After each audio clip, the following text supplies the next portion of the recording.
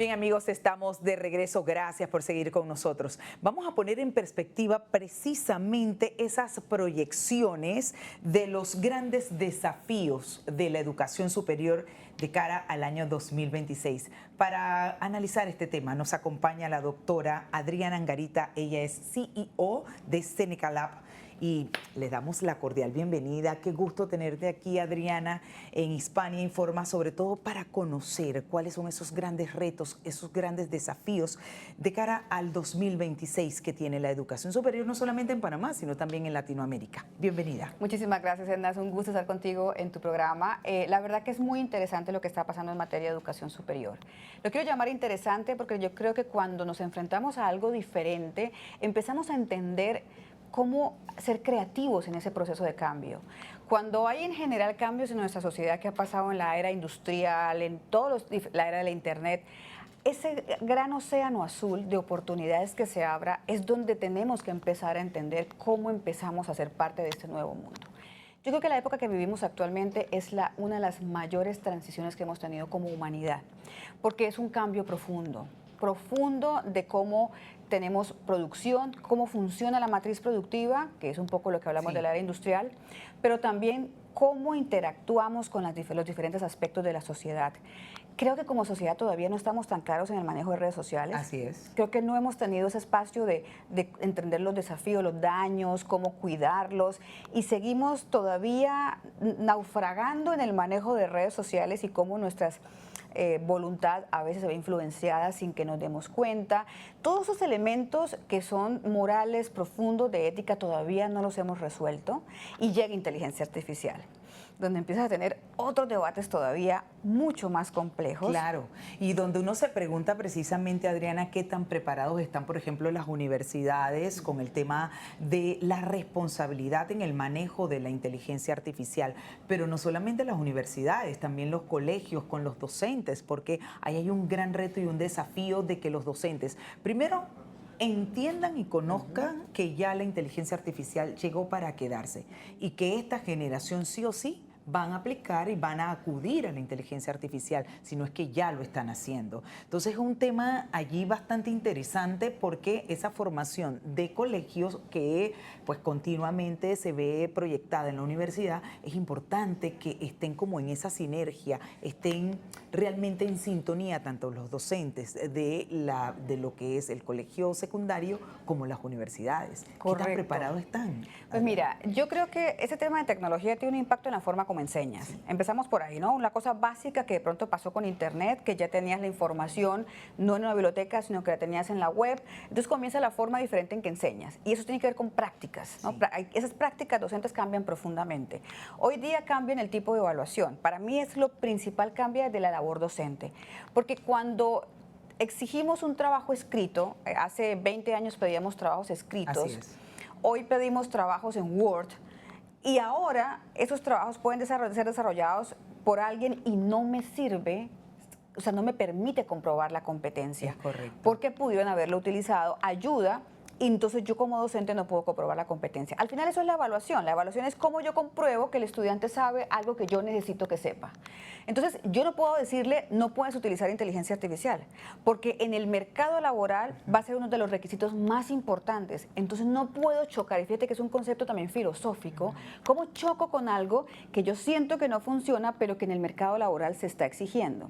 Ahora, la forma en la educación superior, como enseñábamos una profesión, ha cambiado sustancialmente, porque la mayoría de cosas que antes hacíamos como profesionales ahora son automatizadas con inteligencia artificial. Entonces ya el estudiante no necesita saber hacerlas, sino necesita enfocarse en otro rol diferente para esa profesión. Entonces cambia cómo enseñas, cambia lo que enseñas y para qué lo enseñas, que es totalmente la educación superior. Pero al final vienen conceptos también muy importantes, tú lo decías, en el uso de la inteligencia artificial. Y yo creo que el cuerpo docente tiene que estar sumergido en este tema. Así es. Generalmente lo que vemos es, me falta que me dé una regulación que cuide el uso de la inteligencia artificial. Y estoy de acuerdo, de hecho Europa se ha enfocado en la regulación. Correcto. Y en los marcos que cuidan de posibles daños y perjuicios al ser humano. Sin embargo, los chicos ya la están utilizando. Así es. Los chicos ya son expertos, inclusive están saltando barreras a las que nunca nos habíamos visto expuestos, como tener relaciones sentimentales, de confidencia, de psicología. Yo no voy a ningún psicólogo, ningún terapeuta, pero todo se lo preguntan al señor ChatGPT. Así es. Entonces, mi llamado, un poco para cerrarte la idea, es el grado de urgencia de que los profesores ya estén sumergidos en inteligencia artificial. Claro. No porque los convence, no porque crean que es mejor o no, es que necesitan ayudar a los jóvenes a que hagan un uso correcto de la inteligencia artificial, y eso no se hace teóricamente. Tienes que meterte y darte cuenta de los beneficios que tiene ese mundo para poderlos orientar. Sí. Adriana, usted ha comentado algo bien interesante, y es lo del tema del mercado laboral, y uno se pregunta precisamente si las universidades están formando a los jóvenes con esas capacidades y necesidades del mercado laboral, o están formando a los jóvenes en un mercado que ya quedó atrás. Mira, yo creo que si nos hacemos esta pregunta hace 3 años, la respuesta vendría siendo la misma. No están alineados con el sector productivo y sabemos que hay unas brechas importantes. Sin embargo, en esta nueva época, donde ni siquiera el sector productivo sabe cómo está cambiando su función, porque ellos también lo están descubriendo todos los días. Hoy día sale una herramienta que me ahorra el trabajo de 3 personas, y yo estoy evaluándolo, si lo hago o no lo hago en mi empresa, y si sí me funciona, cambio esas 3 personas a otro rol. Están construyendo también. Ellos no saben qué tanto impacto van a tener porque lo están descubriendo. Entonces, si tú te pones a pensar en eso, y antes que era definido, y no lográbamos cerrar la brecha, ahora que ni siquiera sabemos cómo va a cambiar, ¿cómo hablamos de cerrar la brecha? Entonces, para mí, la interacción entre las universidades y el sector productivo cambia radicalmente. Sí, no pueden estar divorciados. Y significa casi que estar sentados como institución educativa en el board donde se toman decisiones para entender por qué hacen lo que hacen, y entonces llevarlo inmediatamente al aula.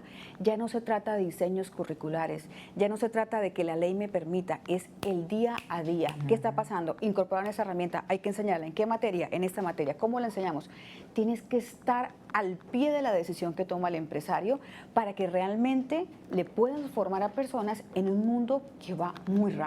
Sí. ¿Y qué tan cierto, y quizás aquí hacer como esa especie de explicación de que se dijo que habían ciertas carreras o profesiones que iban a ser precisamente desplazadas por la inteligencia artificial?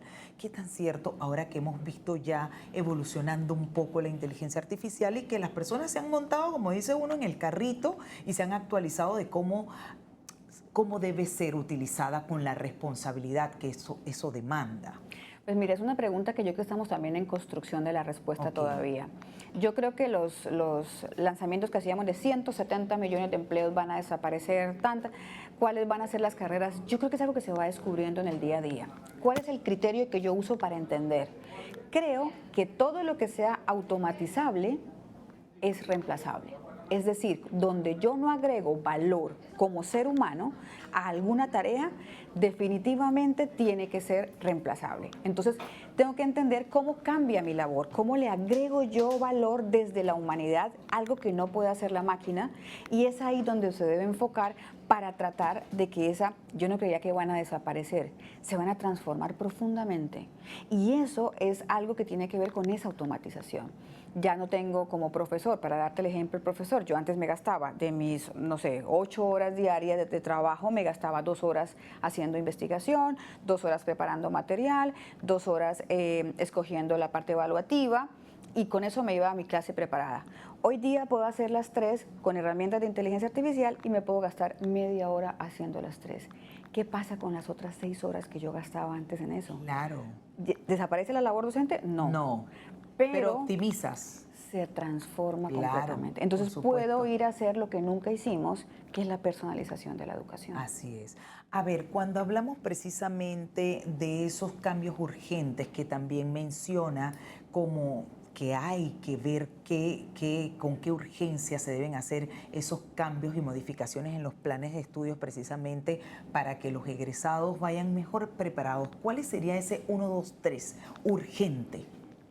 Mira, yo creo que sin duda utilizar herramientas de inteligencia artificial para mí en todas las clases. Yo diría, bueno, mira, este es mi programa, vamos a hablar de derecho, que es uno de los más complicados. Sí. Derecho, ok, ¿qué es lo que dictamos en derecho? ¿Qué está pasando en el mundo? ¿Cómo está cambiando el derecho, a ver, desde un ejemplo, propiedad intelectual? Sí. ¿Cómo está cambiando la propiedad intelectual? Que eso cambiaría un contenido de una asignatura y el enfoque que yo llevaría en las diferentes asignaturas. Entonces, esa conexión de las líneas de saber dentro de cada programa debe tener una conexión en cómo cambia realmente en la profesión, y ahí tienes una modificación de contenido, de la estructura de la asignatura y de pronto de 2 o 3 porque son una línea de saber. Entonces puedes ver propiedad intelectual y luego ves propiedad digital, entonces las 3 cambiarían, ¿no? Como por líneas de saber cómo se está transformando para que no sean cosas sueltas como una materia que está perdida en el limbo de una ruta. Tengo que reentender las rutas, cada una hacia dónde va. ¿Y qué tipo de herramientas están utilizando en el mercado laboral? Correcto. Entonces, no, están utilizando una IA que te ayuda a que hagas revisión de tantos documentos y puedas sacar una estructura que te oriente a ti como abogado al tomar un veredicto o algo parecido. Entonces, cambia la estructura de las líneas y empiezas a entender si tienes que incorporar nuevas asignaturas. Si de pronto el estudiante que viene del colegio no tiene la pericia digital, así es. Entonces de pronto debas hacer algún inicio, algo que te pueda ayudar con la pericia digital. Y finalmente el cambio que tomaría de primera es la formación docente. ¿Cómo hago evaluaciones con material digital donde el estudiante tenga que usar inteligencia artificial, pero yo compruebe la competencia que necesito comprender? Exacto, así es. Entonces el docente es la base del cambio. Luego las líneas de saber y finalmente nuevas asignaturas que complementen la formación. Pero ¿estamos preparando a los docentes en esa dirección o por así decirlo, se sigue evaluando o de qué manera se está evaluando la calidad educativa más allá de evaluar simplemente procesos?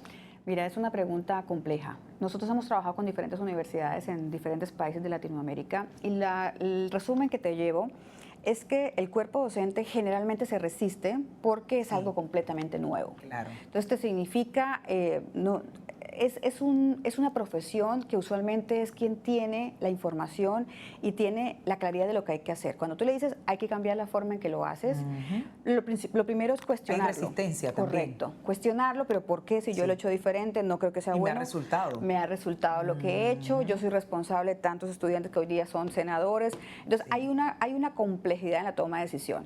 Sin embargo, ellos necesitan una ayuda complementaria. ¿Qué significa? Primero, que yo te forme, que te dé capacitación. Segundo, que te dé herramientas para trabajar. Así es. Es decir, que te tenga plataformas con IA, te explique cómo usarlas y te acompañe a que las uses, donde yo exija una penetración en lo que tú haces, donde yo te acompañe, bueno, pero ¿qué vas a empezar a cambiar? ¿Dónde lo vas a cambiar? Y te pueda acompañar. Y luego, que tengas estos grupos, yo creo que no hay nada más poderoso que el crecimiento entre pares, donde hemos creado comisiones de innovación docente en las universidades de aquellos early adapters. Cuando hacemos sesiones, por ejemplo, hace poquito tengo un proyecto muy lindo en El Salvador con 200 docentes en 3 grupos diferentes, fácilmente puedes identificar quiénes pueden puntear y liderar el proceso. Y entonces cuando ya tienes pares que están convencidos, que están haciendo cosas maravillosas, es más fácil que el grupo se guíe a que tú lo impongas. Claro. Algo que me gusta resumir para cerrarte la idea es que la innovación no se hace por mandato, por contagio. Wow. Entonces, cuando te contagian, entonces vamos y podemos hacer grandes cosas y mira qué chévere. Entonces empieza el cuerpo docente a ir hacia adelante, pero como todo ser humano tiene miedos y también el juicio que puede tener la sociedad de que tú eres el que debe saber y no sabes. Así es. Es complejo. Es complejo. Ahora, en esa dirección de proyecciones que nos estamos refiriendo, grandes desafíos de cara al 2026 en materia de la educación superior, para recapitular, ¿cuáles serían precisamente las proyecciones que desde Senecalab Adriana Angarita ha podido enlistar y sobre todo esos grandes desafíos que persisten, pero que también hemos ido poco a poco zanjando o cerrando esas brechas? Mira, yo priorizaría la formación docente. Yo creo que el nuevo rol del docente se dice tanto y se habla a 3 pies de altura, pero tienes que entrar aterrizarlo. ¿Qué quiero que mis docentes hagan como en una institución? Que es un poco lo que acompañamos. ¿Qué es lo que tú quieres que pase en tu institución? ¿Qué cuerpo docente tienes? Hay que entenderlos, qué áreas, qué formación y definir un plan con ellos de trabajo y de crecimiento. Y acompañarlo con herramientas, formación, capacitación y, por supuesto, estos espacios motivacionales, que al final, cuando tú creas un comité de innovación docente, le das al docente visibilidad. Y además, algo que no mencioné, es ese acompañamiento tipo monitoreo, Sí. que te diga, te estamos viendo. Así es. Para así que el es. docente sienta esa motivación de que si no lo hago, sí se van a dar cuenta que no me estoy moviendo. Entonces, Correcto. como todos nosotros, cuando nos ponen partes, partes que son educativos, que te estoy viendo, no te pongo la multa, pero quiero que sepas que vas para allá, nosotros ahí nos damos cuenta y no lo volvemos a hacer. Entonces, como que acompañarlos desde ese monitoreo de datos, del seguro, estás haciéndolo bien, no lo estás haciendo así. Y eso hace que nuestra educación tenga que moverse tomando decisiones basadas en datos, que para nosotros en Panamá es complejo. Es complejo, sí. Tenemos estadísticas que datan de años atrás, no tenemos actualización para poder precisamente trabajar en políticas públicas. Si no se tienen estadísticas, no se puede manejar o no se puede trabajar en políticas públicas.